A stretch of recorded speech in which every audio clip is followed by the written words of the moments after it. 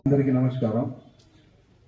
ప్రతి సంవత్సరంలాగా ఈ సంవత్సరం కూడా 6 ఏప్రిల్కి శ్రీరామనవమి శోభయాత్ర చాలా వైభవంగా ప్రారంభం చేయడానికి మున్సిపల్ కార్పొరేషన్ నుంచి ఆల్రెడీ ఒక మీటింగ్ ఆకాశపురి హనుమాన్ మందిర్లో జరిగింది.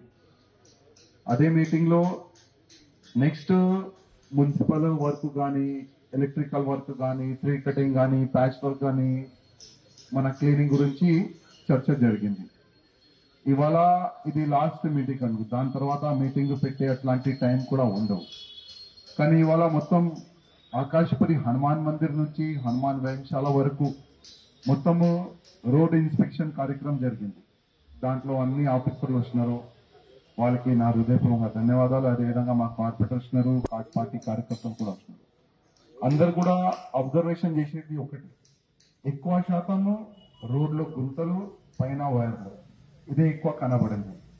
ట్రీ కటింగ్ వరకు దాదాపు జరిగిపోయింది, ఇంకా కూడా ఎక్కడెక్కడ ట్రీ కటింగ్ చేయాలి అది కూడా వాళ్ళు ఐడెంటిఫై చేసుకున్నారు.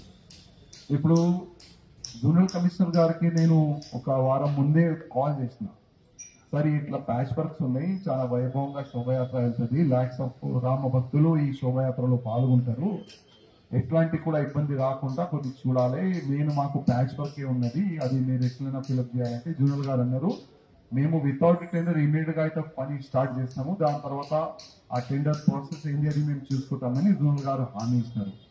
అది హామీ ఎక్కడి వరకు అది పూర్తయితుంది కొద్ది డీసీ గారు చూడాలని నేను రిక్వెస్ట్ చేస్తున్నాను. అదేవిధంగా మనకు ఎక్కువ శాతం ఇప్పుడు మా జాంబాగ్ కార్పొరేటర్ గారు అన్నారు, శంకరన్న గారు అన్నారు, మా కృష్ణ గారు అన్నారు, ఎక్కువ జనాలు వస్తే వాళ్ళకి కొద్దిగా టాయిలెట్స్ గురించి కొద్ది ప్రాబ్లం జరుగుతుంది.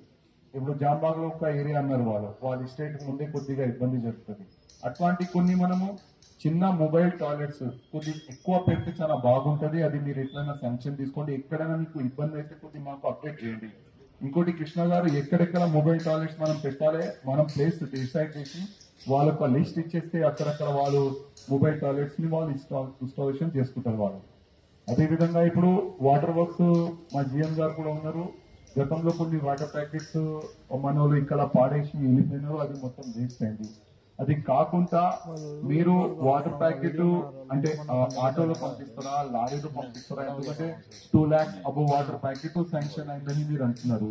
ఒకవేళ అది ఎర్లీ మార్నింగ్ 8 o'clock అట్లాంటి బండి రాణివంతిపై చాలా వచ్చేస్తే అక్కడ కృష్ణ గారు మీ బాధ్యత ఏంటంటే ఒక 2 కార్యకర్తల్ని అటాక్ చేసి ఎక్కడెక్కడ వేదికలు వేస్తారు శ్రీరామనవమి శోభయాత్రని స్వాగతం చేయడానికి అక్కడక్కడ స్టేజ్ కాడ మీరు వేసేసి చాలా బాగుంటది. అదేవిధంగా కొన్ని వాటర్ ప్యాకెట్ అక్కడనే పెట్టుకోండి, ఏదైనా ఒక బండి పైన కొన్ని వాటర్ ప్యాకెట్ మనం పెట్టుకుంటే ఆ బండి నుంచి కూడా కార్యకర్తలు వాటర్ ప్యాకెట్ డిస్ట్రిబ్యూట్ చేయొచ్చు. ఆ విధంగా కూడా అంటే ఎవరు కూడా దానికి ఇబ్బంది కాకుండా అది చూసుకుంటారు. ఆల్రెడీ శోభయాత్రకి స్వాగతం పలకనికి చాలా మంది స్టేట్ వేసుకుంటారు, భోజన వ్యవస్థ చేస్తారు, వాటర్ వ్యవస్థ చేస్తారు. మొత్తం భారతదేశంలో ఎక్కడ శ్రీరామనవమి సక్సెస్ఫుల్ అవుతుంది, ఎక్కడి నుంచి ప్రారంభమవుతుంది అంటే అది మన తెలంగాణకి, మన హైదరాబాద్ తో ఒక మంచి పేరైనా వచ్చింది మనకు. అదేవిధంగా వ్యవస్థ గురించి కూడా చర్చలు జరుగుతాయి, ఎందుకంటే మేము ప్రతి ఒక్క స్టేట్ లో తిరుగుతాం, మీ వ్యవస్థ ఏ విధంగా జరుగుతుంది చెప్పండి అంటే మేము వ్యవస్థ గురించి చెప్తే వాళ్ళు చాలా హ్యాపీగా ఫీల్ అవుతారు. వ్యవస్థ గురించి ఏ విధంగా మేము చెప్తారు అంటే మా మున్సిపల్ కార్పొరేషన్ నుంచి